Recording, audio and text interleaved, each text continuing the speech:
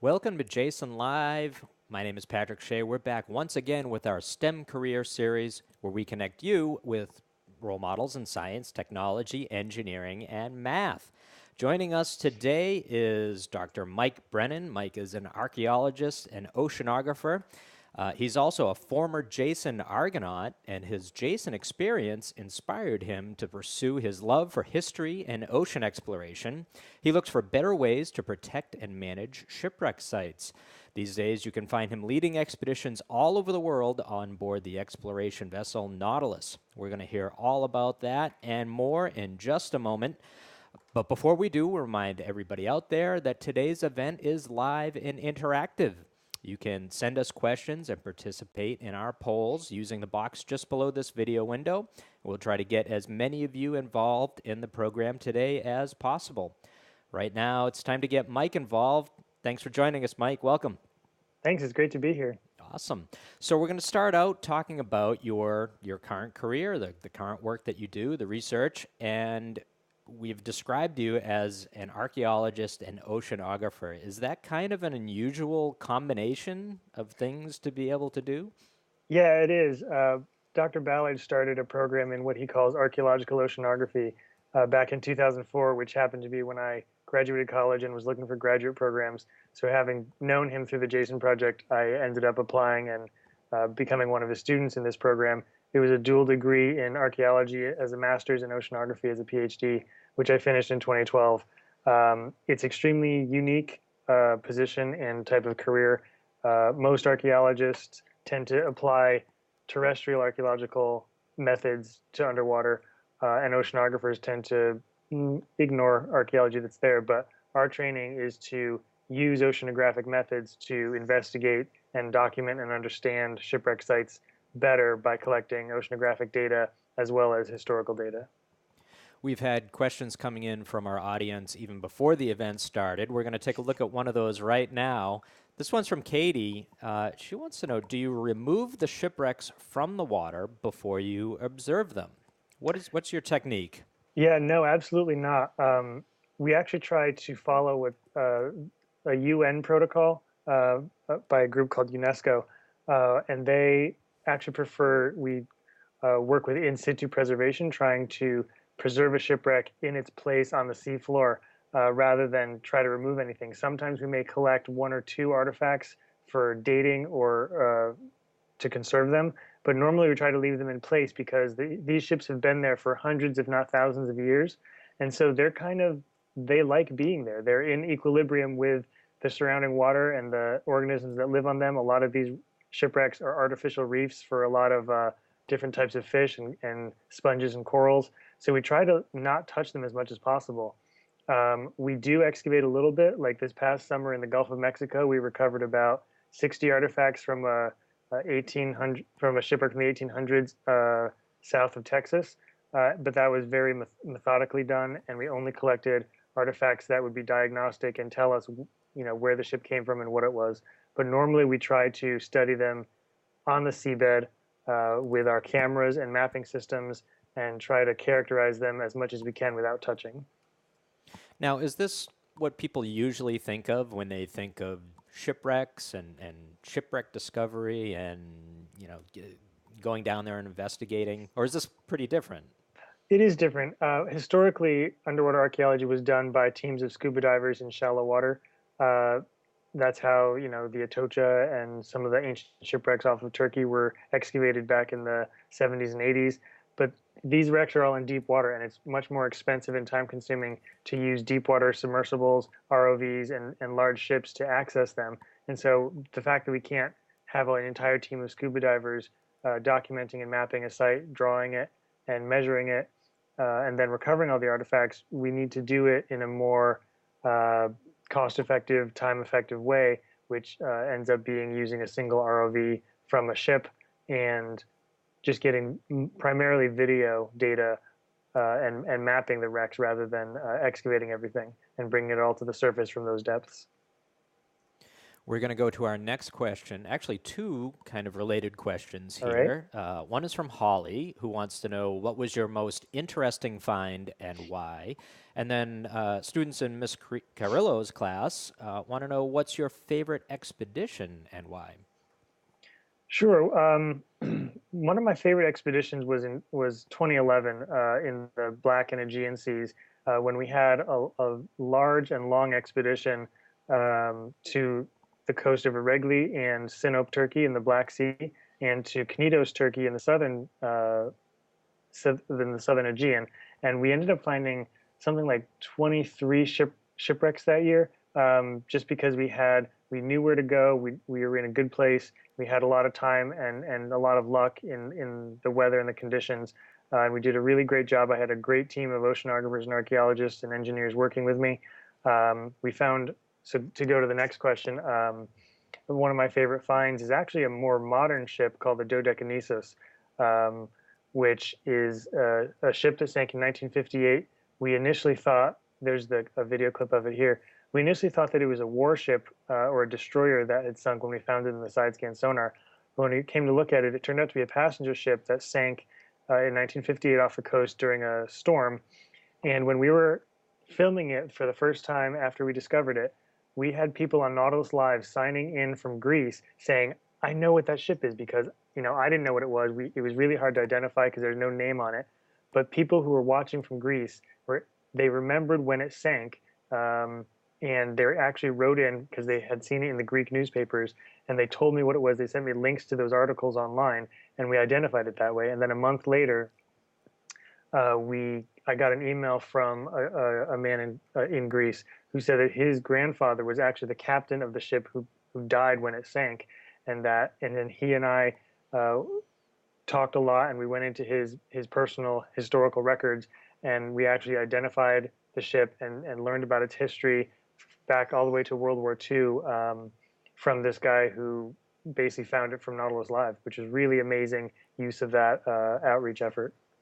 So, would you say that's probably the first crowdsourced identification of an ancient, or not so ancient in Yeah, this case, but of a as far as I shipwreck? know, I mean, it was, because usually archaeologists have to spend uh, days, weeks, years in a library to try to identify a ship by looking at the doors and the rivets and all these certain things to try to figure out what ship it was. And here we had someone who just pulled up an article in a language I can't read and helped us figure it out right on the spot, which was incredible. Pretty cool. Our next question now is from Ashton. He wants to know what's the most interesting ocean that you've explored?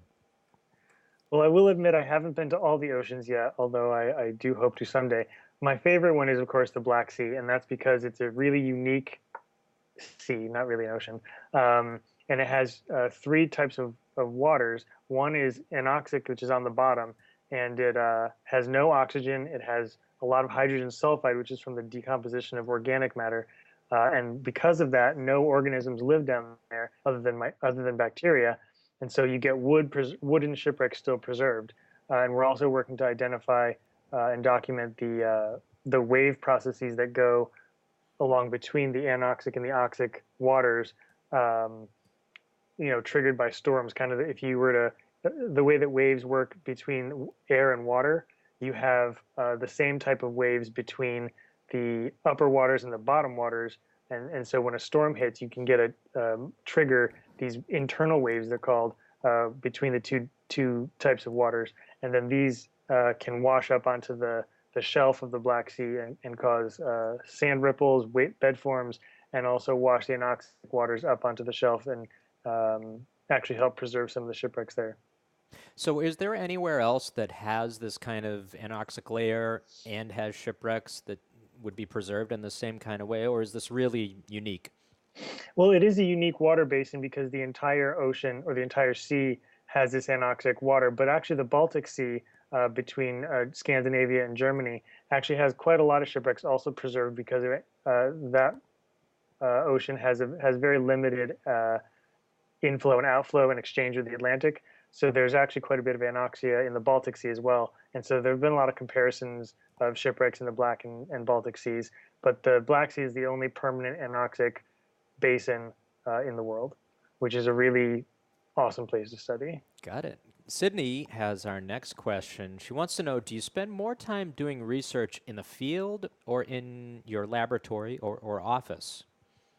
Well, I'm in my office right now, as you can see. I tend to spend most of the winter and spring here. I do most of my work in the field, which is either on ships, or I also work on Maya sites in the jungle in Belize.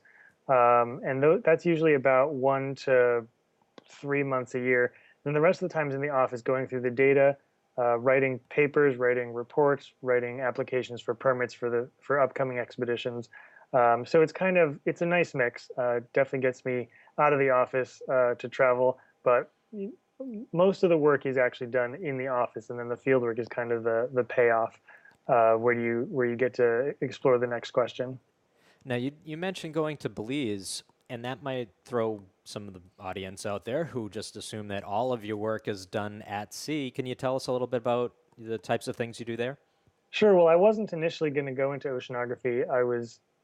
I've always loved the sea, and through the Jason project, I started my interest in shipwrecks. But I've also always been interested in land excavations, and Maya sites, and I apply my skills in geology to a lot of the stone monuments at Maya sites, and I use geochemistry to try to identify where the limestone monuments came from. And I've been doing that since I was an undergraduate in 2002, trying to do a healthy mix of oceanography and archaeology all at the same time. Must keep you busy. That's for sure. All right. Megan wants to know, what's your favorite thing about your job? Well, as I think a lot of you probably know from watching Nautilus Live, there's nothing better than the moment of discovery when you found a target on side scan sonar, and you're diving with the vehicles, and you slowly start to see it come into picture, and you can identify it as a new shipwreck, and that's never going to get old. It's the most exciting thing ever, and we've been fortunate enough to get to do that quite often. All right, we're going to queue up our video question. This is from Madison and Sydney. Have you ever done your job with friends? And what training did you get for your job? Have you ever done a job with friends, and what training did you get for your job? Yeah, actually, I'm lucky enough to get to work with my friends all the time. We have a great team on Nautilus. We call ourselves the Corps of Explorers, and I've been working with some of them for 10 years, and we all get to go to sea together, and also meet a lot of new people. This year in Turkey, where you see the picture now, was a team that I hadn't worked with before, but we were all a close-knit team. We had some high school students out with us, some graduate students and undergrads, and so I'm always either out there with old friends or making new ones. Everyone in this field is really great to work with. And for special training, to get to the second part of that question, yeah, it took a long time to get where I am. And my first expedition was in 2006, and the training I got for it was, here, go process the data. And I was like, well, what do you mean process the data? I don't know how to do that. And they said, well, just process it. And then walked away. I was like, well, that's not training. So I've learned a little bit more since then. But it's kind of on the job training, hands on. And that's in addition to the coursework you do for the PhD. But for fieldwork training, it's kind of learning as you go and figuring things out day to day. We're going to shift now into talking about your career path. Where Sure. did this begin? And we have another question from Mrs. Carrillo's class that will get us down that path. How did you know that this is what you wanted to do at such a young age? So clearly they have read your STEM role model profile on the website. They know that you were thinking about this kind of stuff as early as fourth grade. Is that right? That is right, yeah. How did that happen? Well, so I have two brothers, and the three of us were homeschooled up through when I was in fifth grade by my mom, and she always had to make everything that we do educational in some way, of course. And so we went to my aunt's wedding on Martha's Vineyard when I was in fourth grade, and my mom decided to bring us to Woods Hole Oceanographic Institute in Cape Cod on the way home, and it was there that I saw the National Geographic video of Dr. Ballard's discovery of the Bismarck, the German battleship out in the Atlantic that sank in World War II, and I was hooked. That was one of the most amazing things I'd ever seen, and my mom saw that interest in me and decided to start teaching the Jason Project that year that I started public school in 5th grade. She taught it as an after-school club, and she did that up through high school. And she encouraged me to apply to become an Argonaut when I was a freshman in high school, when I was 14. And okay, actually, I applied twice. I didn't get in the first year, and I applied the second year. So when I was 15, I started. I went on his expedition to the Jason expedition to Yellowstone, and that's where I got to work with Dr. Ballard first. And it started launched my career path to where I am today. I have to say that it wasn't a carefully planned out thing. There were a lot of turns along the way, such as trying to study the Maya down in Belize, but I ended up coming back when I graduated college and started grad school with Dr. Ballard, and I've been doing that ever since. And I, don't regret it at all. It was a long road, but this is one of the best jobs in the world. Well, in the process of answering that question, you have also answered Sydney's question. She wanted to know when you were 10, did you ever watch the Jason Project, and why did you want to go on the Jason Project? But Cinnamon has another question, kind of moving into the high school age range. Did you take a lot of science classes when you were in high school? Well, in high school, we kind of took the classes that were sort of required. I mean, we took a science class every year.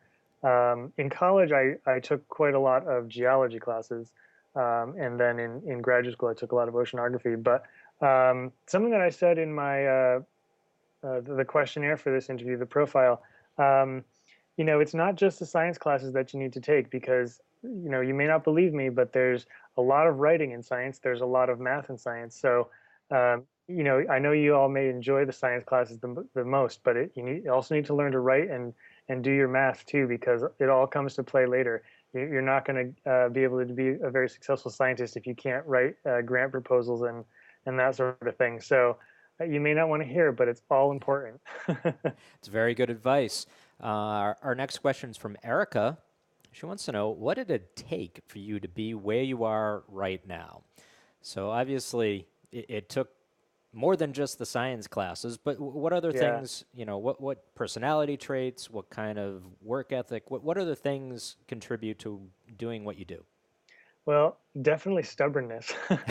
A friend of mine said that a PhD isn't so much a degree in intelligence as it is in persistence, and you have to have a lot of patience and kind of stick with it, because it is a long road. It's not for everyone. There's a lot of science-related jobs out there, without a PhD, and like I said, I don't regret it. You have to be fairly self-motivated and really know what you want, and you don't need to have someone holding your hand through it, because they probably won't. But if you know what you want to do, there are ways to do it, and don't lose sight of it, even if you feel like it's a lost cause. Keep going for it.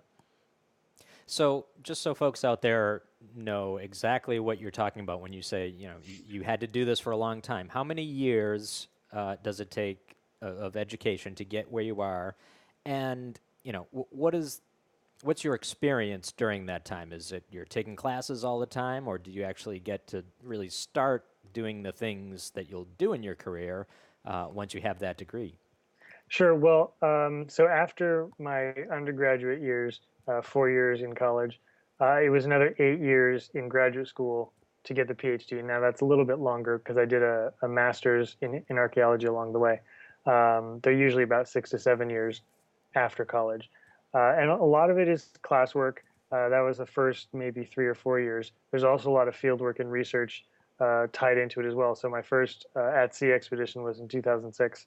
And every year I spent about, I think, 6 weeks at sea, plus other field work in Belize and stuff. So there is a lot of research involved, field work along the way, but there is quite a bit of classwork as well. Got it. Our next question here is from Prim, who asks, when did you know you wanted to be an oceanographer? When did that aspect of your career come into play?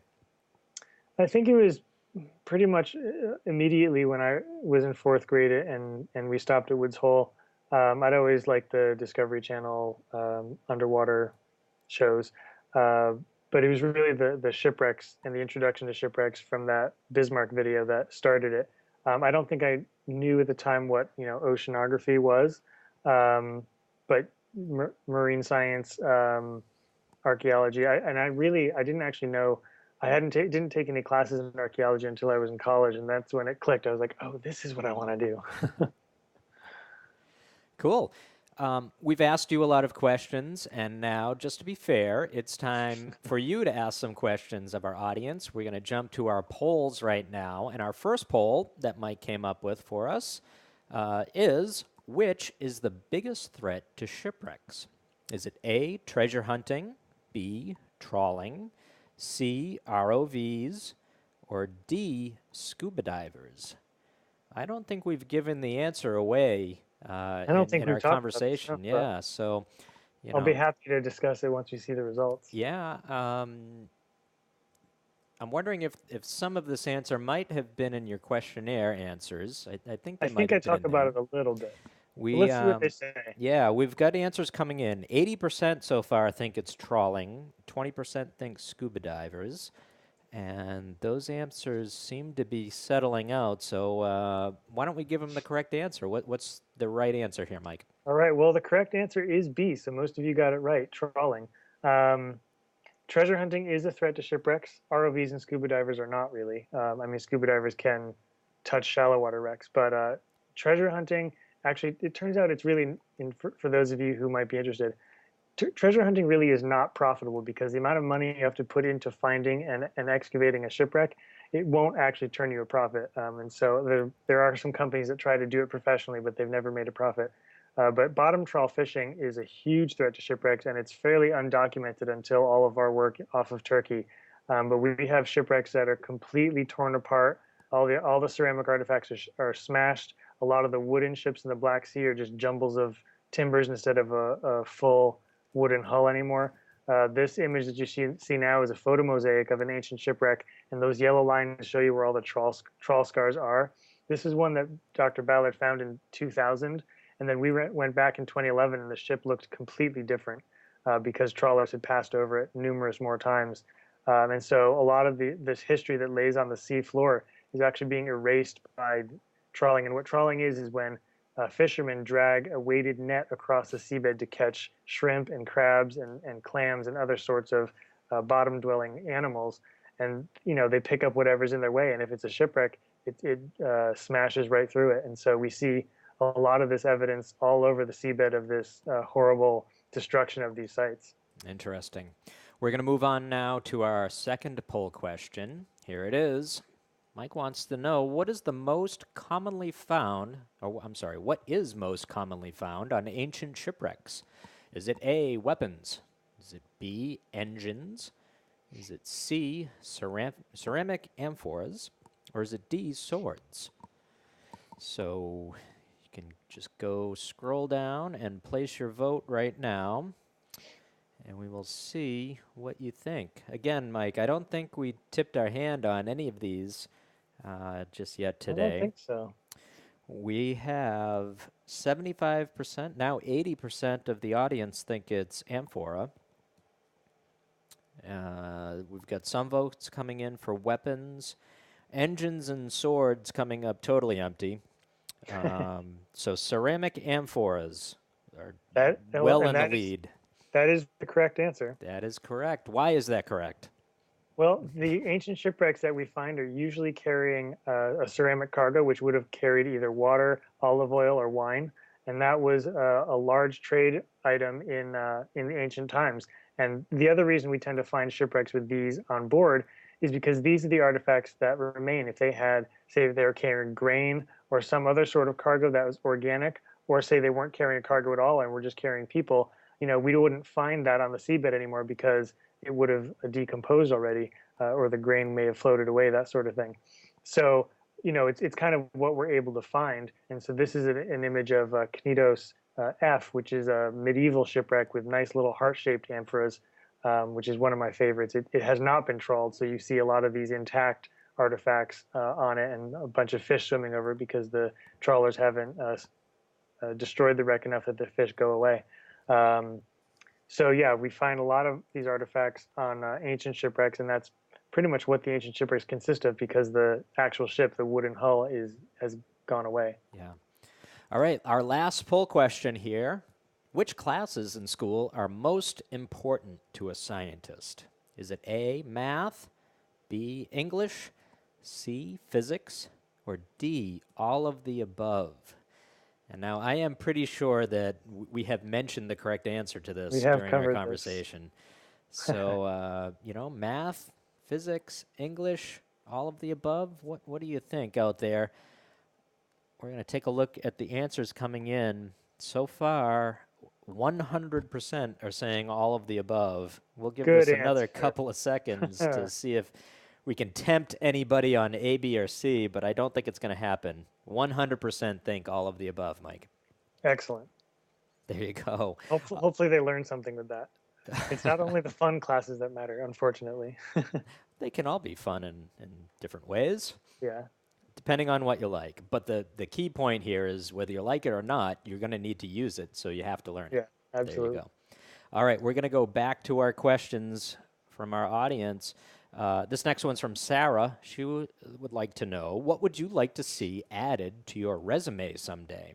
An already chock full, an impressive resume, I'm sure, Mike, but what do you want to add to it? Well, that's actually a really excellent question. Some things that I have not really added that I'm trying to add is teaching experience. I've never actually taught a class itself. And that's one thing that if I ever want to be a professor, I need to get better at. And also writing grants to the National Science Foundation or to NOAA's Office of Ocean Exploration.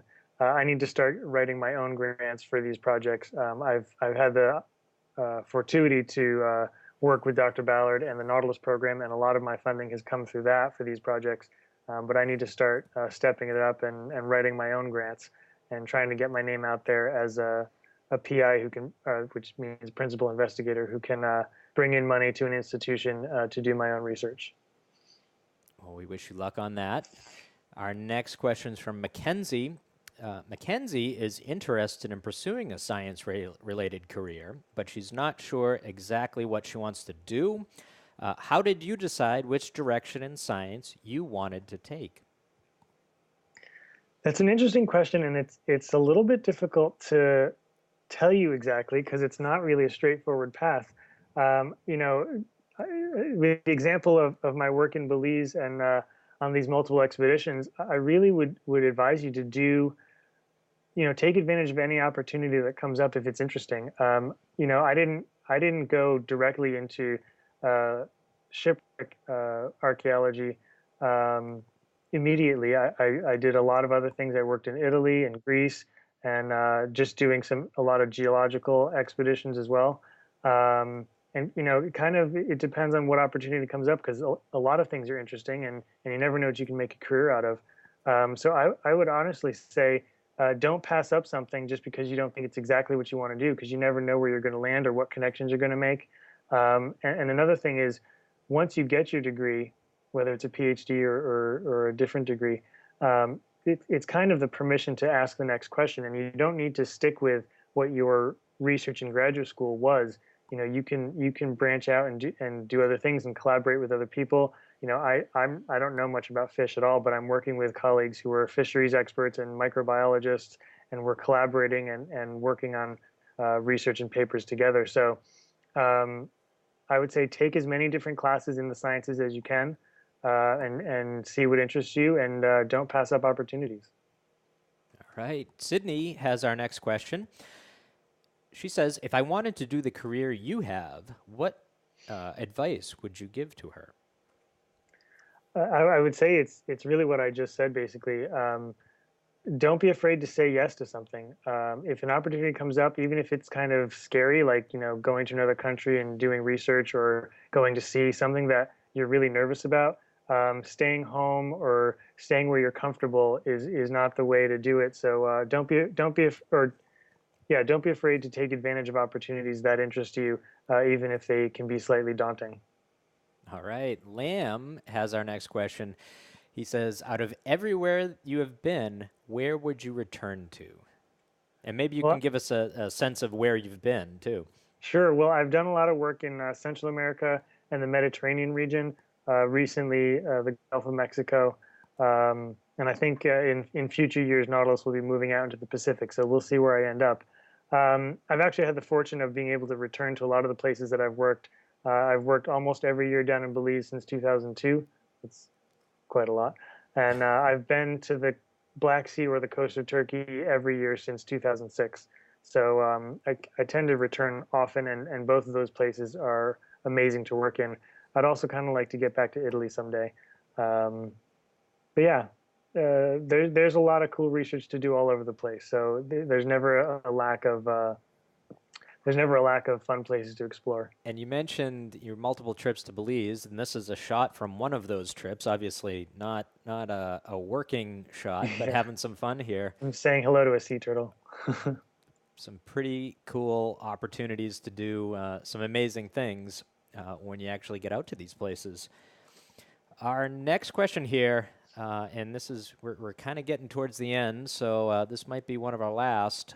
This is from Mrs. Dugai's Gifted and Talented program. They want to know, how did it feel to be on a ship that was sinking?